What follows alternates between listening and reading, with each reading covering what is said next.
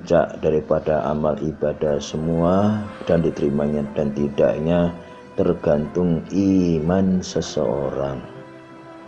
Oleh karena itu, ibadah kita, amal soleh kita diterima bila mana yang pertama ya dasarnya iman kepada Allah Subhanahu wa ta'ala, baik sangka kepada Allah Subhanahu wa ta'ala. Apapun yang dihadirkan, ya itu semuanya adalah ujian dan cobaan. Hadirin, memang terkadang ada yang menyenangkan, senang dan senang kita, tapi juga kadang-kadang ada sebaliknya.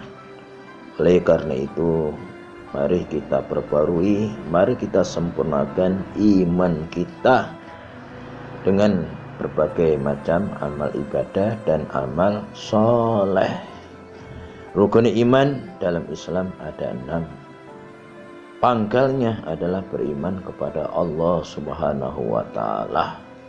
1, 2, 3, 4, 5, 6. Dan juga amantu billah wa malaikatihi, beriman kepada malaikat, wa kutubihi, kitab-kitabnya, wa rusulihi, rasul-rasulnya, wal yaumil akhir, dan hari kiamat, bil qada'i khairi wa syarri, dan qada qadar baik dan buruknya. Ini 6 inilah rukun iman dalam Islam yang wajib kita terima dan kita pahami dan kita amalkan dalam kehidupan keseharian kita dari awal sampai akhir. Baik sangka kepada Allah insya Allah, dan kita mohon kepada Allah insya Allah rukun-rukun berikutnya kita akan diberikan pemahaman dan keyakinan yang datangnya dari Allah Subhanahu wa ta'ala. Dan terakhir ada apa? Ada rukun iman yang terakhir, ada qada qadar, ketentuan Allah, hukum Allah, kepastian dari Allah. Baik tidaknya datangnya dari Allah, tapi kita sudah dikasih tahu ini loh yang baik, ikuti, ini yang jelek jangan. Kalau kita berbuat baik berarti takdirnya baik. Kalau kita mengikuti yang jelek berarti takdirnya jelek. Kita masih diberi kesempatan. Maka berlindunglah mohonlah kepada Allah Subhanahu wa ta'ala. Saudara-saudaraku yang bukan Allah Subhanahu wa ta'ala, bicara tentang iman ini sangat penting sekali. Kalau iman benar, mantap, yakin, insya Allah amal ibadah, amal soleh lainnya ini akan apa? Akan berjalan, akan dapat dilaksanakan dengan tentu rahmat kasih sayang Allah Subhanahu wa ta'ala. Bapak-bapak, ibu-ibu, semua. Rasulullah telah bersabda, iman itu al-iman niswani ilman. Iman itu ada 2 ya, 2 bagian. Saudaraku yang bukan Allah Subhanahu wa ta'ala, 2 bagian supaya sempurna. Yang pertama apa? Yang pertama wanisfun bisabri, separuh itu ada dalam kesabaran. Masya Allah, sabar, ternyata sabar itu separuh daripada iman. Larangan-larangannya jangan sampai kita lakukan. Jangan ghibah, jangan membuka aib orang lain, jangan menjelek-jelekan orang lain, jangan. Saudaraku Allah Subhanahu wa ta'ala, ini kesabarannya kita. Jangan berkata bohong, jangan khianat, jangan penipu, jangan sombong, jangan merendahkan orang lain. Ini sabar enggak kita hanya Allah Subhanahu wa ta'ala? Menjauhi larangan Allah Subhanahu wa ta'ala, menjauhi kemungkaran, menjauhi kemaksiatan. Bapak-bapak, ibu-ibu, sarung Allah Subhanahu wa ta'ala. Mari kita evaluasi diri kita. Apakah kita termasuk orang yang sabar? Agar supaya kita ini sabar, ya kita tentu berpikir, tentu ada apa ini? Hikmahnya apa kalau kita diuji dengan yang tidak menyenangkan?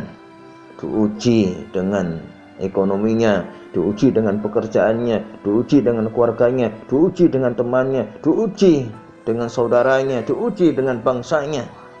Saudaraku yang bukan Allah Subhanahu wa ta'ala, bukankah kita hidup ini 2, kita ada ujian dan cobaan. Yang penting dapat pertolongan Allah, berlindung dan mohon kepada Allah Subhanahu wa ta'ala. Ini yang pertama.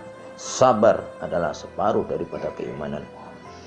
Wanisfun fis syukri, dan yang separuh apa?